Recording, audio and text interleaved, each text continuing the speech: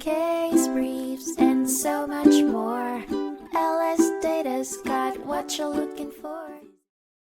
In the heart of 1886, an intriguing case between Minneapolis and St. Louis Railway, MSLR, and Columbus Rolling Mill, CRM, marked its name in the halls of the Supreme Court of the United States. The case revolved around the fundamental concept of contractual transactions, the doctrine of offer and acceptance. The saga began when MSLR approached CRM, requesting a price quote for a tantalizing order of 5,000 tons of iron rails. In response, a calculating CRM offered the desired quantity on the condition of a set price per ton, presenting a ticking clock, an acceptance deadline by December 20th. However, things hit a bump when MSLR, veering off from the expected script, accepted the offer on December 16th, but with a twist in the tail. They changed the quantity to 1,200 tons, while assuming the proposed price would remain stable. CRM, taken aback, sent a letter of denial on December 18th. On December 19th, MSLR tried to smooth things over by accepting the original terms for 2,000 tons.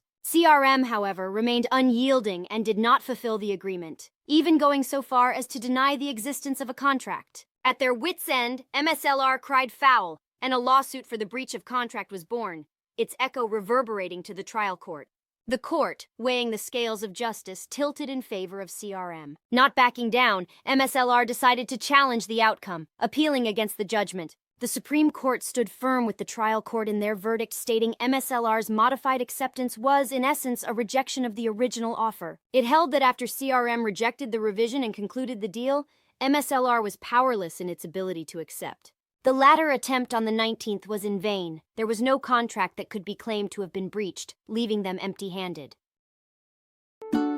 Case briefs, and so much more. LSData's got what you're looking for. Visit lsd.law, elevate your mind. Leave the stress of climb.